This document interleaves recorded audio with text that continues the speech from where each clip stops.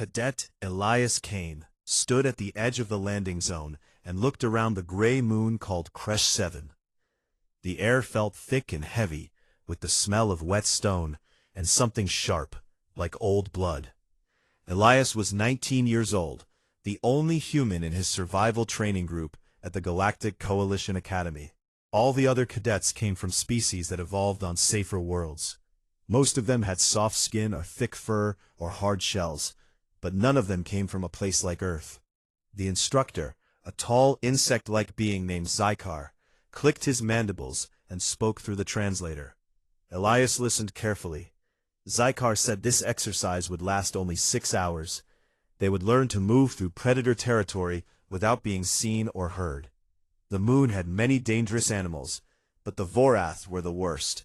They hunted in packs. They had 6 legs, sharp claws, and jaws that could crush bone. Zykar explained that the Vorath used scent and sound to find prey.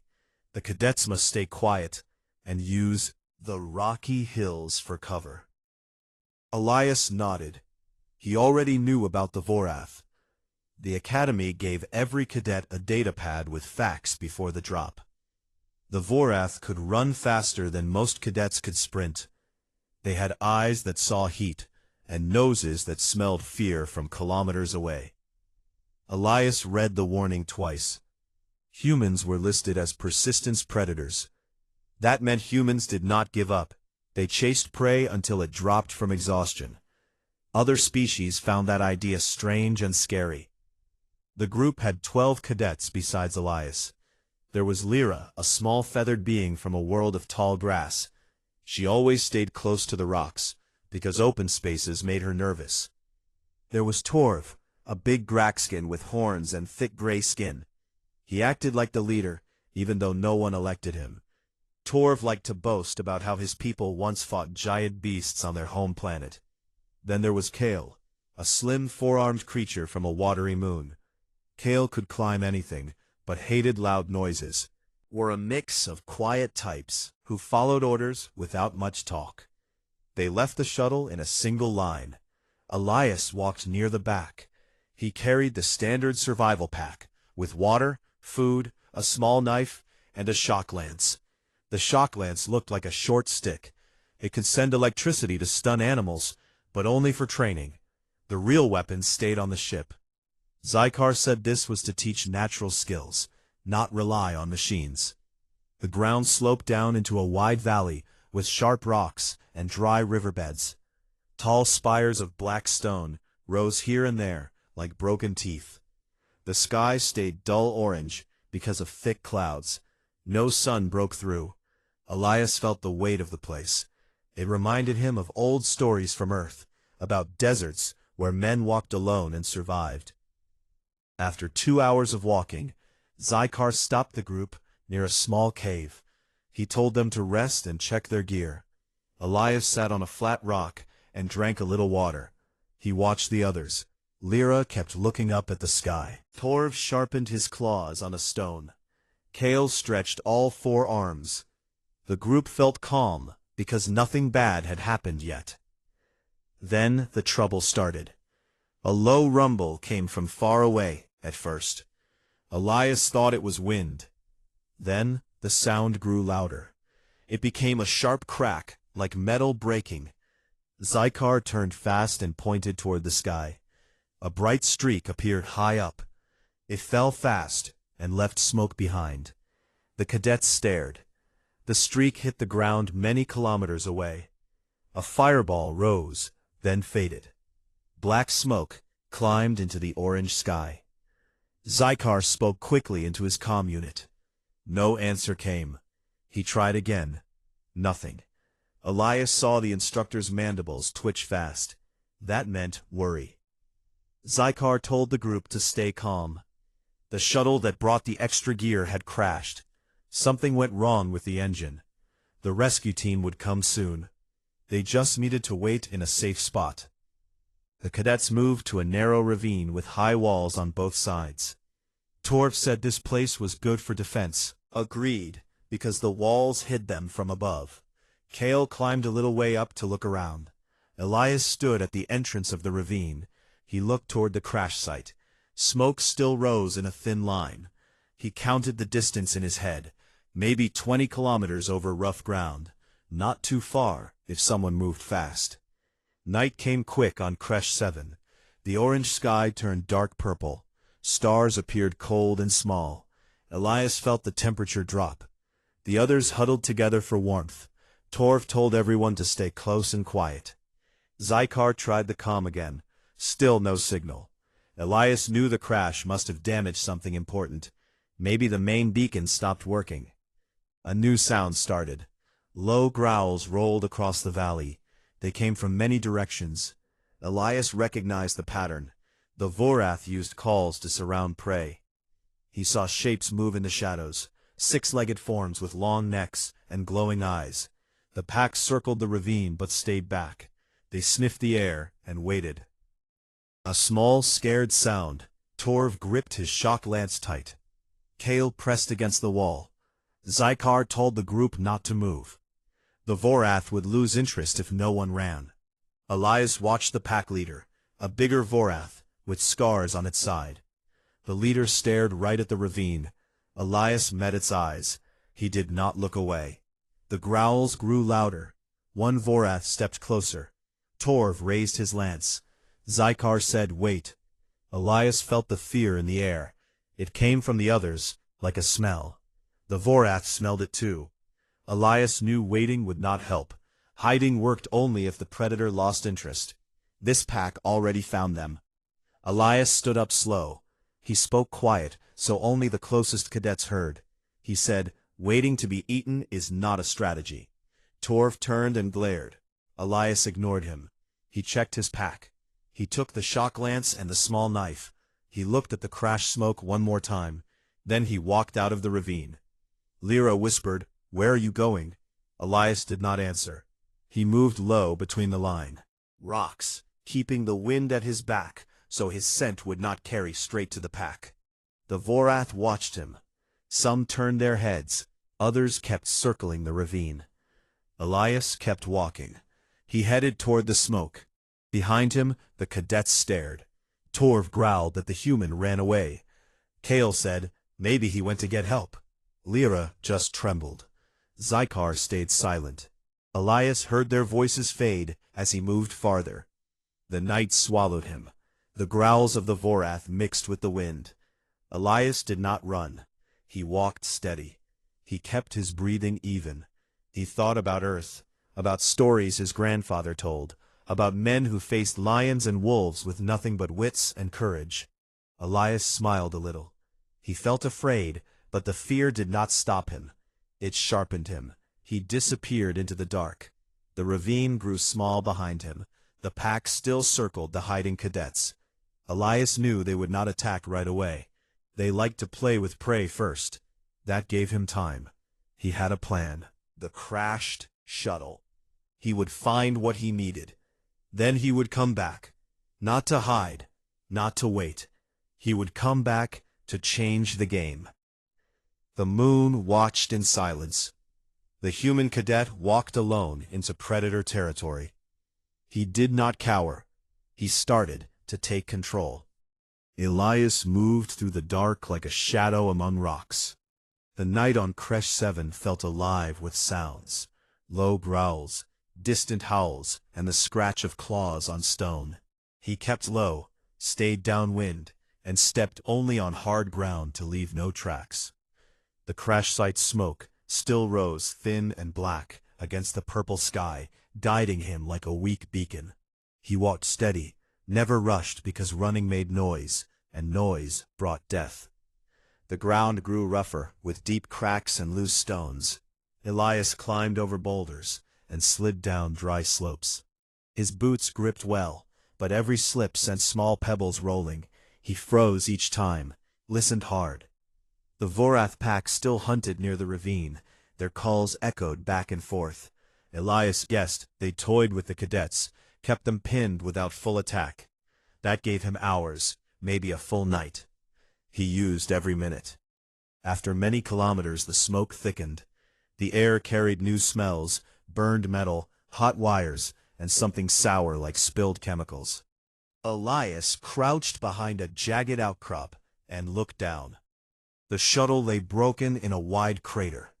One wing torn off, the nose crushed deep into the ground. Flames still licked small parts of the hull, but most fire had died. Black smoke curled from the engine bay. Twisted metal pieces lay scattered like bones. Elias waited long minutes. No movement came from the wreck. No survivors. No Vorath yet.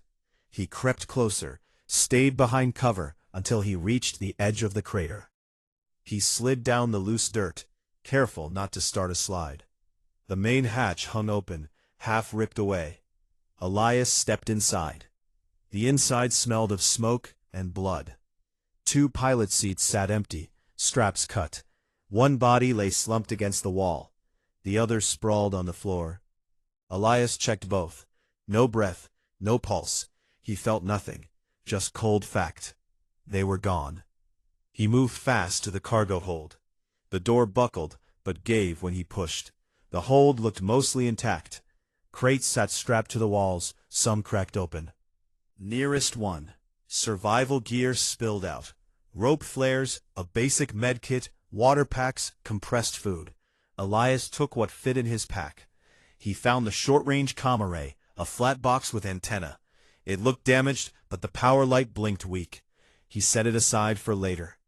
Next crate held the shock lances, training models longer than his current one, with higher charge and thicker grips. Elias took 4, strapped 2 to his back, and kept 2 in hand. He felt better already. The last crate surprised him most. A sealed medical case full of nanite injectors, small vials that could heal cuts, seal wounds, and fight infection. Elias took the whole case. He knew wounds came fast in fights. Outside, a new sound started. Soft thumps, many legs on stone. Elias froze. The Vorath had found the crash too. He smelled them now. Sharp musk, like wet fur and old meat. He looked through a torn hull panel. 3 shapes moved in the dark. 2 smaller scouts and 1 larger juvenile. The juvenile led bigger than the scouts. Thicker neck and brighter eyes. It sniffed the air, head low, tail high. Elias saw the neural tag on its shoulder, a small metal plate, glowing faint blue. Academy trackers on young Vorath to study pack behavior. Elias thought quick. The pack would come soon if these 3 called. He could not fight 3 at once, not yet. He needed advantage. He looked around the hold, saw coolant fluid leaking from a cracked line, green and thick. It smelled strong, like sharp chemicals. Elias remembered from the datapad. Vorath chemoreceptors hated strong, unnatural scents, but confused them with injured prey blood. He grabbed an empty canteen, poured coolant inside, then added a little of his own blood from a small cut on his palm. The mix smelled wrong, but close enough. He crept to the open hatch, tossed the canteen far into the rocks. It clattered loud. The 3 Vorath turned heads fast. The juvenile growled low and moved toward the sound. The scouts followed. Elias slipped out the other side of the wreck. Wide. He found a tall spire of rock, loose at the base. He climbed quick, used the shuttle debris to wedge under the spire. He waited. The juvenile approached the canteen, sniffed hard. Elias kicked the wedge. The spire fell, slow at first, then fast. It crashed down, pinned the juvenile under heavy stone. The creature thrashed, legs kicking, claws scraping rock. The scouts backed away, confused. Elias ran forward, shock lance ready. The juvenile snapped at him, jaws wide. Elias dodged, thrust the lance into the soft spot under the jaw. Electricity surged. The body jerked hard, then went still. Elias breathed fast. He felt no joy, just need. He worked quick, cut the neural tag free with his knife, pried open the scent glands on the neck. Thick yellow fluid oozed out. He smeared it on his arms, his chest, his legs, then on nearby rocks and the wreck itself. The scent would mark him as pack, confuse the others. He harvested more, a claw from the juvenile, long and curved. He tied it to his belt, as backup. Tag studied it. The small screen showed pack signals, weak now, but still active. Elias learned fast. The tag gave frequency data, how the pack talked. He pocketed it. He would use it later. The scouts still circled far off. They howled, called for the rest. Elias did not wait. He loaded his pack, heavy with gear, shock lances, medkit, comm-array. He started back toward the ravine. The way felt longer now, legs tired, but mind sharp. He walked steady, kept the wind right. The Vorath howls changed, confused. Some moved toward the wreck, others stayed near the cadets. Elias smiled small. The pack split. That helped. He thought about the others. They huddled scared, waiting for rescue that might never come. He did not blame them. Their worlds taught them to hide, to freeze. Humans learned different. Earth taught chase, endure, adapt. Elias felt the difference in his bones. He came from a place where predators walked on two legs too, where men hunted with fire and stone, long before spaceships. On Elias kept moving. He drank water, ate a ration bar. The food tasted flat, but gave strength. He checked the comm array again. The power held low but steady. He would fix it when safe. He needed to call for help, but not yet. First, he needed to save the group. First, he needed to show them waiting was death. Moving was life. A new growl came close. Elias dropped low. A lone Vorath scout appeared on a ridge above, smaller than the juvenile, but fast. It sniffed the air, caught the stolen scent. It hesitated, head tilted. Elias stayed still. The scout sniffed again, then turned away, confused by the pack musk on a human. Elias exhaled slow. That worked better than he hoped. He reached the last rise before the ravine. Dawn light touched the sky, faint purple turning gray. Elias saw the ravine below. The cadets still huddled. Torv stood guard, shock lance raised. Lyra sat small against the wall. Kale clung high on a ledge. Zykar tried the comm again. No luck. Elias saw fresh blood on the ground. One cadet hurt. Maybe more. The Vorath circled closer now, bolder. Elias checked his gear. 2 full shock lances, the claw, the tag, the medkit. He felt ready. Did not plan to charge in wild. He planned smart. He would use what he learned. The scent, the tag, the confusion. He would turn predator against predator. He started down the slope, quiet as before. The cadets did not see him yet. The Vorath did not either. Elias moved like he belonged here, like the territory already answered to him. He did not cower. He took the first real step to take control. Elias reached the top of the last ridge, just as the first gray light touched the ravine. He crouched low and watched. The Vorath pack had grown bolder. 4 large adults circled the narrow entrance. 2 smaller ones prowled the high ground above. Fresh blood stained the rocks near the cadets. One of them, a quiet scaled cadet named Vren, lay against the wall, arm torn deep. The others stood in a tight group. Torv held his shock lance high, but his hands shook. Lyra pressed flat to the stone. Kale clung to a ledge too high to reach. Zykar tried to keep calm, but his mandibles clicked fast in fear. Elias counted 7 Vorath total. The Alpha stood biggest, scars across its muzzle, eyes locked on the ravine. It did not rush. It waited for the cadets to break first. Elias knew that game.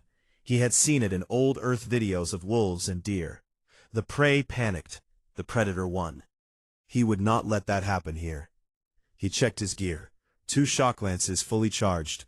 The plasma cutter from the shuttle set. To low burn the juvenile claw tied to his wrist. The neural tag in his pocket. He pulled the comm array out. The small box hummed, weak but alive. He twisted wires with quick fingers, connected the tag as a relay. The screen flickered, data flowed. The pack frequency appeared. Elias smiled small. He knew what to do. He moved down the slope, silent as mist. He stayed behind boulders, kept the wind wrong for the Vorath. He reached a spot 50 meters from the ravine entrance, hidden by a low ridge. He set the comm array on a flat stone. He pressed buttons, sent short bursts. First a high scream like a wounded animal, Then a low howl copied from the tag data. The sound bounced off rocks, echoed strange and wrong. The Vorath froze, heads turned, ears up. The Alpha growled, deep, but confused. Elias sent another burst. This time 2 howls close together, like a rival pack claiming ground. The Vorath pack split. 3 adults rushed toward the sound, leaving the ravine. 2 smaller ones hesitated. The Alpha stayed put, but its eyes darted. Elias used the moment. He stood up slow, raised one shock lance high. He threw a rock hard. It flew true, hit the Alpha square in the left eye. The beast roared, reared back. Blood ran black down its face. Torv saw Elias first. The big Graxkin blinked, then shouted, "The human!" The others turned. Lyra gasped. Kale almost fell from the ledge. Zykar stared. Elias did not look at them. He focused on the Vorath. The Alpha charged, blind with rage, straight at him. Elias dodged left, rolled behind a boulder. The beast slammed into stone. Dust flew. Elias came up fast, thrust the shock lance into the Alpha leg. Electricity snapped. The leg buckled. The Alpha howled, turned slow. Elias backed away, drew it farther from the ravine. The pack reacted. 2 Vorath broke off, chased Elias. The others stayed near the ravine, unsure. Elias ran fast but not blind. He led them toward a narrow defile between tall rocks. The defile squeezed tight. Only room for one at a time. Face them. He activated the second shock lance. Both in hand now, he waited. The first Vorath lunged. Elias sidestepped, jabbed the lance into its throat. The charge burned deep. The creature dropped, choking.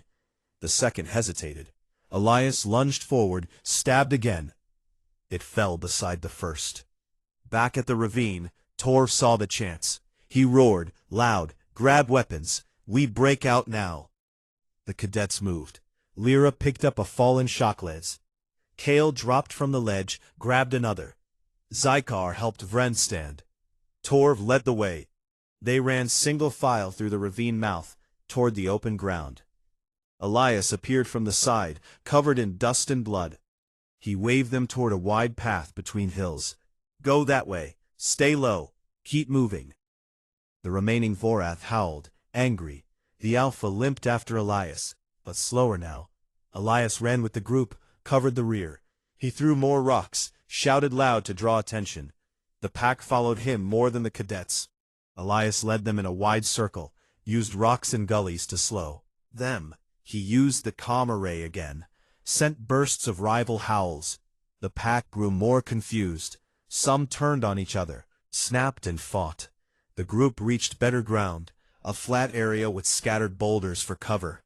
Elias stopped them here. "Rest, quick. Check wounds." He knelt by Vren, opened the medkit. Nanites flowed from the injector into the torn arm. The bleeding stopped. Vren groaned, but color returned to his scales. Torv stared at Elias. "You came back." Elias nodded. "I never left. I just changed position." Lyra spoke soft. "You fight like nothing I ever saw." Elias shrugged. "I fight like a human. That is all." Torv gripped his lance tight. "You led them away. You drew the Alpha. You gave us time." Elias looked at the big Graxkin. "We survive together, or we die alone. Choose together." Kale climbed a boulder, looked back. The Vorath still fought among themselves. Some chased false signals. The pack breaks. Zykar clicked mandibles slow. "You used their own talk against them." Elias held up the neural tag. "Learned from their young one. Now we use what we have." Elias pointed to a distant rise. "High ground with a shallow cave. We go there. Rest real. Fortify. If rescue comes, we hold. If not, we hold longer." The cadets nodded. No argument this time. Torv stepped forward. "I follow your lead, human." Elias met his eyes. "Good, then move." They trekked fast but careful. Elias stayed rear guard. He watched for stragglers. One lone Vorath scout appeared on a ridge. Elias raised the plasma cutter, Set it to overload. The tool whined bright. The scout charged. Elias waited until close, then fired. The cutter spat hot plasma burned through the scout chest. It dropped smoking. Elias kept moving. They reached the rise. The cave sat high. Natural choke points at the entrance. Loose rocks above for traps. Elias liked it. He told the others to gather stones, pile them for walls. Torv and Kale worked fast. Lyra helped Vren sit safe. Zykar guarded the path. Elias rigged simple alarms. Thin wires from the shuttle pack stretched across the entrance with small metal bits. If anything touched the bits, rattled loud. Night fell again. The group sat inside the cave, small fire from dry scrub. Elias shared food and water. He spoke quiet. We hold here. We wait smart. We fight smart. Torv asked, what if more come? Elias looked out at the dark. Then we show them this is not their territory anymore. The cadets listened. Different now. No fear in their eyes. Respect grew. They saw Elias not as strange human, but as something new. A predator who chose when to hunt. A leader who did not wait for death. He did not cower. He took control, step by step. Outside, faint howls drifted. The pack still hunted, but weaker now, scattered, confused. Elias listened. He knew the night belonged to them for now. But soon, the territory would answer to a new voice. The shallow cave sat high on the rise with steep slopes on three sides and one narrow path leading up. Elias looked at it and knew it was perfect. Natural walls, high ground, clear view of the valley below. He told the cadets to move fast, gather stones, pile them at the entrance, make low walls for cover. Torv nodded and started lifting big rocks. Kale climbed the cave roof, brought down loose slabs. Lyra and Zykar helped Vren sit safe inside while they worked. Elias did not rest. He walked the perimeter, planned every step. He used shuttle wiring from his pack, stretched it thin across the path, tied small metal bits from broken crates. If anything crossed the wire, the bits rattled loud alarm. He set more wires near the sides, hidden in scrub brush. He gathered dry branches and fuel cells from the medkit, made small bundles, placed them at the top of the slope, ready to roll down burning.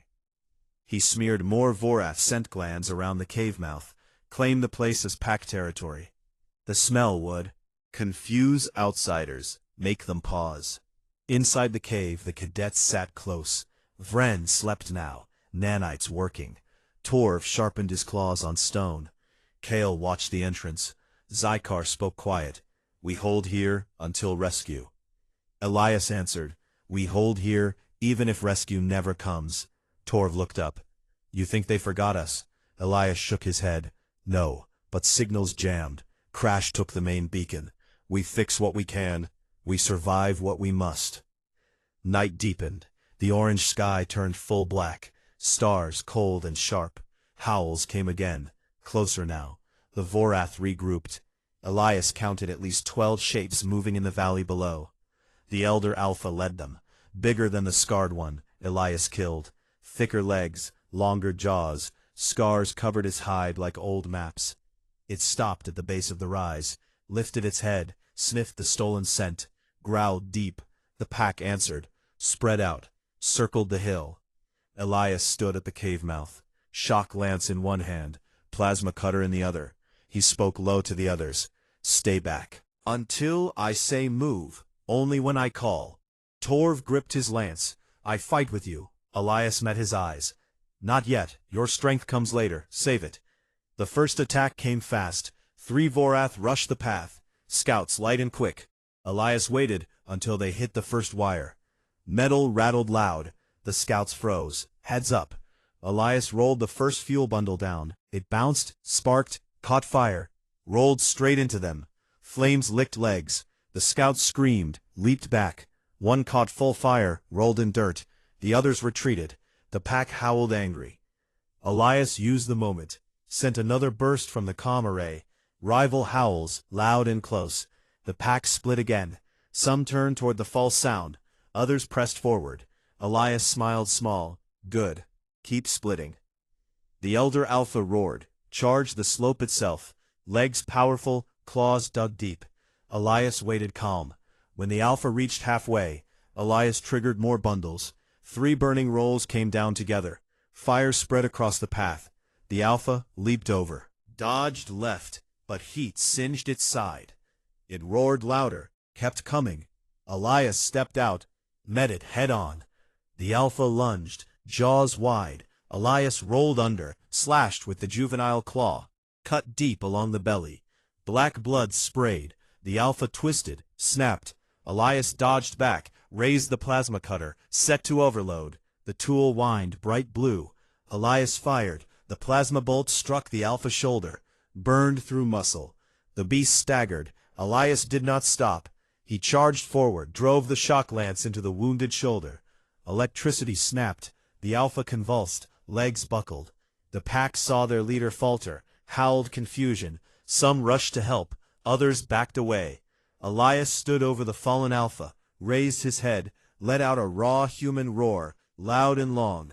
It echoed off rocks, filled the valley. The sound carried no words, just pure challenge. The remaining Vorath hesitated. Elias used the pause. He ran back to the cave, called the cadets. Now Torv, Tail, come. Torv charged out, lance high. Followed fast. Lyra stayed to guard Vren. Zykar came last. The cadets formed a line at the entrance. Elias directed them. Throw stones, aim for eyes, legs, anything soft. The cadets obeyed. Rocks flew hard. Vorath scouts dodged, but some hit. One scout dropped, blinded in one eye. Another limped back. The Alpha rose slow. Blood poured from wounds. It stared at Elias. Eyes burned with hate. Elias met the stare, did not blink. He stepped forward, slow, plasma cutter ready. The Alpha charged again.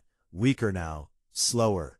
Elias waited until close. Sidestepped, drew the beast into the narrow tunnel behind the cave. The tunnel squeezed tight. Walls close, ceiling low. Elias ran inside. The Alpha followed. Jaws snapped. Elias reached the far end, turned, raised the cutter, fired at the ceiling supports. Rock groaned, cracked. Tons of stone fell. The Alpha roared once, then buried under avalanche. Dust filled the air. The tunnel mouth blocked solid. Elias backed out coughing. Dust settled. The pack stared at the blocked tunnel. Alpha gone. Howls turned to whimpers. Some Vorath turned tail, ran into the dark. Others stood frozen. Elias walked to the edge of the rise, raised both arms, roared again. The sound rolled out, claimed the night. The remaining Vorath broke, scattered into the valley. No more attack came. The cadets stood silent. Torv lowered his lance, looked at Elias. "You buried their leader," Kale whispered. "It is over." Zykar clicked mandibles slow. "You claimed this place." Elias wiped blood from his face. "Not over yet. We hold until dawn. We watch." They returned to the cave. Elias checked wounds, gave nanites, shared water. He sat last, kept watch. The fire burned low. The night quiet now.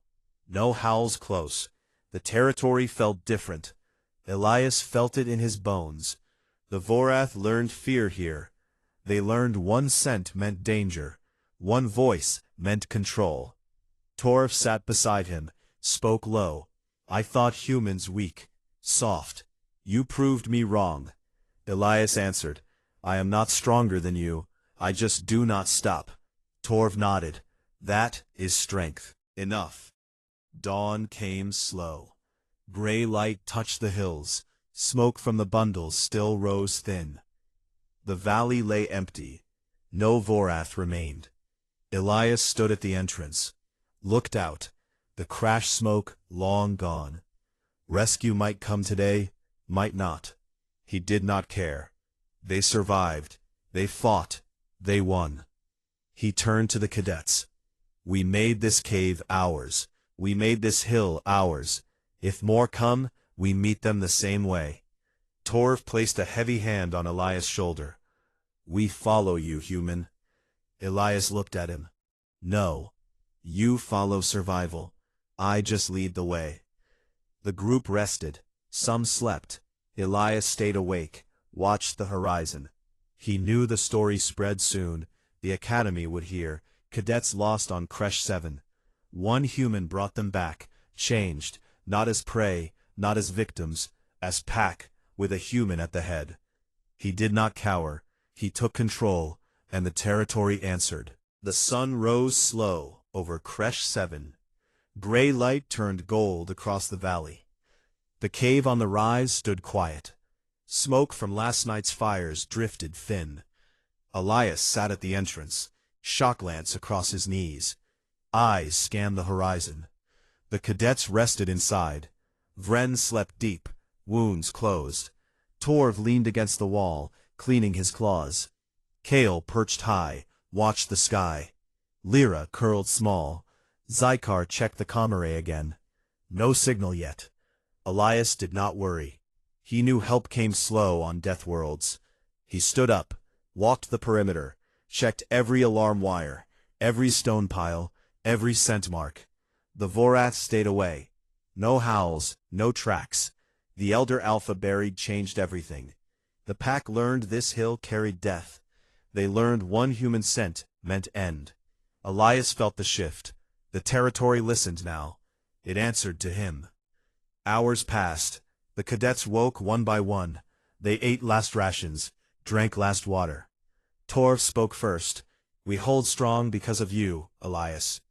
Elias looked at him. We chose to fight. Not hide, not wait. Kale climbed down. You turned their fear back on them. Zykar clicked mandibles. You used tools we never thought of. Lyra whispered. You roared like no one else. Elias shrugged. It was just a sound, but it carried what we needed. Midday came hot. The air shimmered over rocks. Elias heard it first.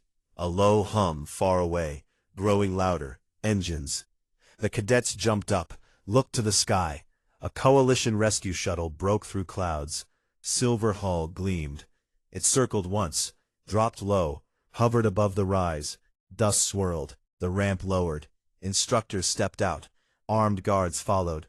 Zykar, the original instructor, limped forward. His mandibles twitched fast. Relief and shock mixed. The lead instructor, a stern mammalian named Rova, scanned the group. Her eyes stopped on Elias, the human cadet. She spoke into her recorder. All 12 cadets accounted for. Minor injuries only. No fatalities. The group moved down the path. Elias last. He carried the plasma cutter, still warm. Neural tag, the juvenile claw. The instructors stared at the cave. The stone walls. The alarm wires. The burned fuel trails. Rova asked, "What happened here?" Torv stepped forward. "We were left. We survived. Elias led us. He scouted. He fought. He claimed this ground." Zykar added, "The Vorath came in force. The human did not run. He turned their hunt against them." Kale spoke. "The Alpha lies buried under rock." Elias finished it. Lyra nodded quiet. "He saved us all." Rova looked at Elias. "You are the one they call the Death Worlder." Elias met her gaze. "I am just a cadet who did what needed doing." The rescue team worked fast. Medics checked wounds, gave fresh supplies. Guards scanned the valley. No Vorath remained. Rova ordered the group aboard. Elias paused, looked back at the cave, the hill, the blocked tunnel. He felt something new. Not pride, not victory, just certainty. This place remembered him. He turned and boarded last. Inside the shuttle, the cadets sat close. Torv beside Elias. The big Graxkin spoke low. "Entered as strangers, we leave as pack. You stand at the head." Elias answered. "Packs need no single head. They need ones who do not quit." Torv placed a clawed hand on his shoulder. "That is you." The shuttle lifted. Smooth climb into orange sky. Creche 7 fell away. Elias looked down through the viewport. The valley small now. The cave a dark mouth on the rise. He saw faint shapes move far off. Vorath scouts watching from distance. They did not approach. They learned. Back at the academy days later, Word spread fast. The Kresh 7 incident filled every data feed. Cadets whispered in halls, instructors debated in rooms. The report bore a simple title: Left in Predator Territory. The human cadet did not cower. He took control. Elias read it once, then put it away. He did not need titles. He lived it. Classes changed. The survival instructors added new lessons. Humans as persistence predators. Not anomaly, not weakness, but strategy. Cadets from soft worlds listened hard. They asked Elias questions, answered plain. Never run when you can turn. Never wait when you can move. Never fear when you can think. One evening, Torv found him on the observation deck. Stars bright outside. Torv spoke. You changed us, Elias. Elias looked at the black. We changed each other. You fought beside me. You trusted me. That trust matters more than any roar. Torv nodded. I see humans different now. Not soft, not strange, necessary. Lyra approached, quiet. She held a small feather from her homeworld. She gave it to Elias. For courage, she said. Elias took it, tied it beside the juvenile claw on his belt. Thank you. Zykar joined later, his mandibles calm. You taught us something old species forget. To lead is to serve is to survive.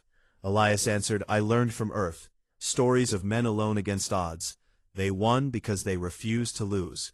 Years passed. The Academy kept the story alive. Elias graduated, rose through ranks, not for glory, for duty. He trained others, showed them how to turn fear into strength, to claim ground when ground tried to claim you. Sometimes, late at night, Elias thought of Kresh 7, the dark, the howls, the buried alpha. He felt no regret, no hate, just quiet fact. He walked into Predator territory and walked out with the territory following. The Vorath packs on that moon changed too. Scouts avoided the rise. The scent of one human lingered in wind. Young Vorath learned early, stay clear of the place where the sky roared back. Elias never boasted. He never needed to. The cadets who survived with him carried the truth. They told it plain. A human did not cower. He took control, and everything followed. The end came not with noise, but with silence. A silence that said the lesson stuck. The galaxy remembered.